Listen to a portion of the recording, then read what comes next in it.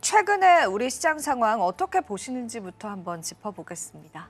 네, 제가 방송 출연할 때마다 특정 키워드를 통해서 이 시장을 갖다가 좀 한마디로 정리를 좀 하려고 노력을 하고 있는데 그동안에는 뭐 사실 계속해서 이 불확실성, 이 부분들을 좀 강조를 드렸는데 역시나 불확실성은 역대 가장 높은 수준을 보이고 있습니다. 역대라고 하기에는 좀 어폐가 있을 수 있지만 사실 근 5년 정도의 기간을 두고 봤을 때는 지금 이 거시경제 환경이나 이런 부분들이 가장 복잡한 거는 사실인 것 같습니다.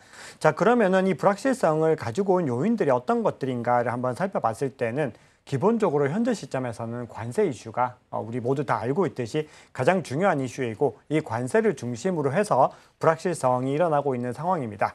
가령 인플레이션 같은 경우도 계속해서 좀 잡혀가는 추이를 보이고 있다가 관세 이슈가 다시 등장을 하면서 인플레이션이 재유발되고 있죠. 가령 예를 들어서 철강이라든지 뭐 알루미늄, 자동차 같은 경우는 이미 관세를 먼저 부과를 했는데 거기에 대해서 이 기업들이나 이런 관련된 주체들이 미리 사재기를 하거나 매집하는 움직임들을 보이면서 인플레이션을 유발하는 모습들을 보였고요. 거기다가 관세가 만약에 계속해서 지속이 됐을 때는 무역 어떤 구조들이 굉장히 어려움을 겪을 수 있다는 두려움들이 있기 때문에 시장에서는 아직까지는 경기 침체 관련된 시그널들이 굉장히 좀 중첩적으로 나오고 있습니다. 어떤 지표는 좋았다가 어떤 지표는 뭐 나빠졌다가 왔다 갔다 하는 움직임들을 보이고 있는데 소비자들이 생각하는 이런 기대에 대한 부분들, 심리에 대한 부분들은 이미 경기 침체로 많이 가고 있는 겁니다. 그렇게 되다 보니까 인플레이션과 경기 침체가 같이 작용하는 스태그플레이션이라고 하는 이 키워드들까지도 시장에서 계속해서 회자가 되고 있기 때문에 굉장히 높은 불확실성을 가지고 있고 그만큼 결론적으로는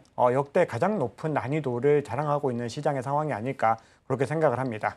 네, 사실은 암호화폐 시장의 참여자들 입장에서는 정말 난이도가 높은 것 같아요. 이전 패턴과 또 동일되지 않는 부분들도 많은 것 같고 트럼프가 호재가 됐다가 또 악재도 된다라는 것 때문에 투자의 어떤 정도를 잡기가 참 힘든 시점인 것 같습니다. 맞습니다. 자, 그러면은 일단은 관세가 이제 암호화폐 시장에도 악영향을 주고 있습니다. 근데 오히려 관세 발표 직전에는 또 급격하게 올라주더라고요. 네. 그런 모습을 보면은 저는 이제 불확실성이 해소되는 거 아닌가 그런 생각을 했었는데 막상 이제 발표되고 나서 또 급격하게 하락을 했습니다. 관세 이슈 간단히 좀 정리를 부탁드려봐도 될까요? 네, 관세 이슈 간단하게 정리를 좀 해봐야 될 것 같습니다. 지금 시장에서 워낙 중요한 이슈라고 볼 수가 있는데 앵커님 말씀 주셨던 것처럼 그 전까지 88.5K까지 뚫어내면서 네. 시장에서 굉장히 막 좀 뭔가 분위기가 반전되나 좋았습니다. 이런 네. 기대감이 있었는데 아마 그 시점에 좀 올라타신 분들도 많이 계실 것 같아요. 그랬을 것 같아요. 발표되고 나면 더 날아가겠지 이렇게 생각을 하는데 사실은 투자 관점에서는 늘 강조드리지만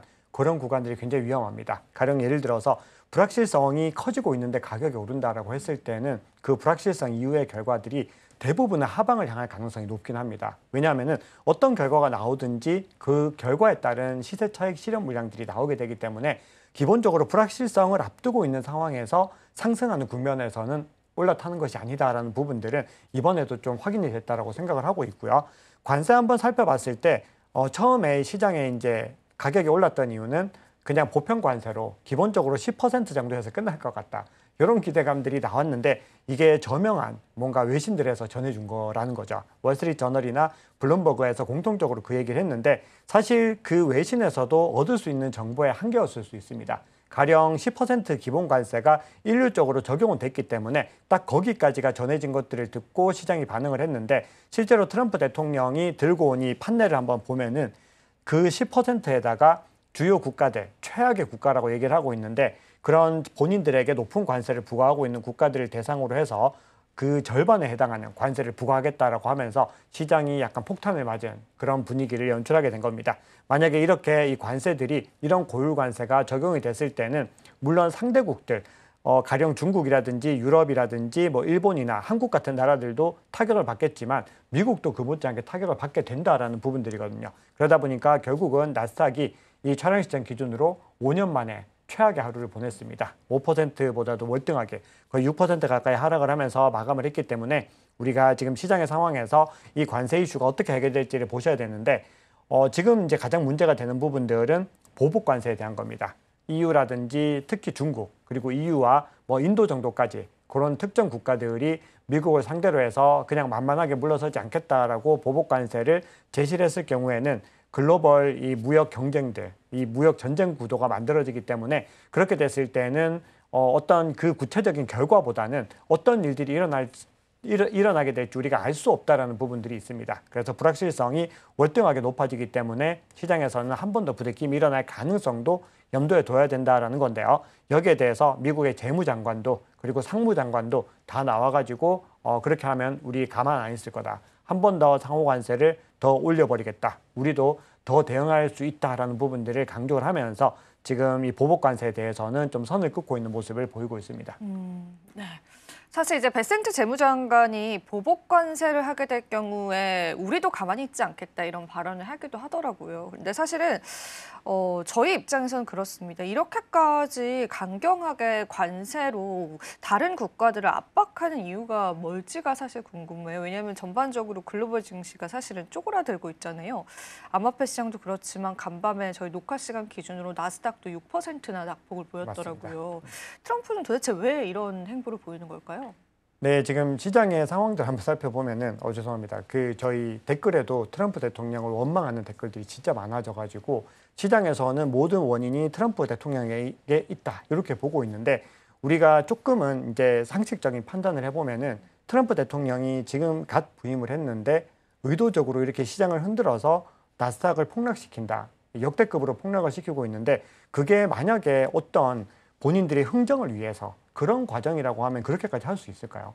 그거는 불가능하다고 생각을 합니다. 지금 나스닥과 미국 증시가 폭락을 하면서 미국 내에서 트럼프 대통령에 대한 지지가 굉장히 많이 좀 떨어지고 있는 국면들에 있고 그리고 실제로 이 본인들의 텃밭에서도 지금 계속해서 뭔가 점유율 자체를 뺏기고 있는 모습들을 보이고 있다는 거죠.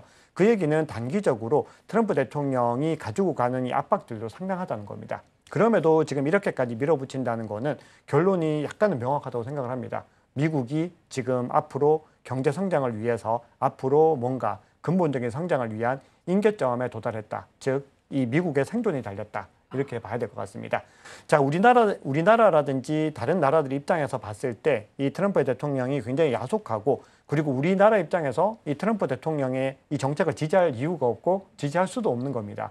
그런데 만약에 미국으로 그냥 관점을 옮겨본다라고 하면은 미국 입장에서도 우리가 더 이상 상대 국가들을 배려할 만한 여력이 없다는 거죠. 본인들도 그 여유가 없다는 건데 그 이유로 들 수 있는 것이 크게 두 가지입니다. 첫 번째는 지난 시간에도 말씀드렸듯이 미국의 부채가 너무 높아가지고 이 부채 이자를 내는 것도 감당할 수가 없다는 겁니다. 이게 어느 정도냐 하면은 연간 이자가 1조 달러가 넘습니다. 이건 웬만한 국가들의 예산보다도 월등하게 높다라는 건데 이런 구조에서 계속해서 국채 발행으로 유지를 한다라고 했을 때 트럼프 대통령이 본인의 임기 동안에 이 운영을 제대로 이끌어갈 수 있을까에 대한 계산을 했을 것 같습니다. 두 번째는 무역 적자 자체가 또 역대급으로 계속해서 늘어나고 있죠. 그럼 이 두 가지가 말해주는 건 뭐냐면은 미국의 성장 자체가 굉장히 좀 허상에 가깝다는 겁니다. 근본적인 성장을 한다기보다는 계속해서 돌려막기를 통해서 재정을 유지하고 있는 거기 때문에 그 구조들을 여기서 끊어내야 되겠다. 그렇게 판단을 한 거죠. 그래서 첫 번째로 트럼프 대통령이 관세를 하는 이유는 협상용이다라는 얘기도 있는데 그 부분도 상당 부분 맞는데 관세를 통해서도 본인들의 재정을 확충하기를 원하는 것 같습니다.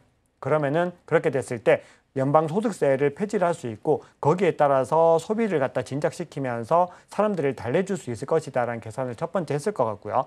두 번째는 관세를 높였을 때 제조업의 중심이 미국으로 돌아올 수 있을 것이다. 이런 계산을 했다라고 보는 게 두 번째로 중요한 관점이라고 생각을 합니다. 그리고 세 번째 관점으로 봤을 때는 역시나 본인들이 중요한 협상 테이블에 앉기를 원하는 부분들인데 그 협상 테이블에는 굉장히 다양한 안건들이 제시될 수 있겠지만 현재 시점에서 가장 구체적으로 좀 드러나고 있는 부분들은 현재 미국의 국채 자체가 인기가 별로 없기 때문에 이 국채 수요를 갖다가 많이 좀 만들어내기 위해서 국채를 갖다가 여러 나라들에게 좀 떠넘기려고 하는 그런 움직임들도 나오고 있다는 거죠.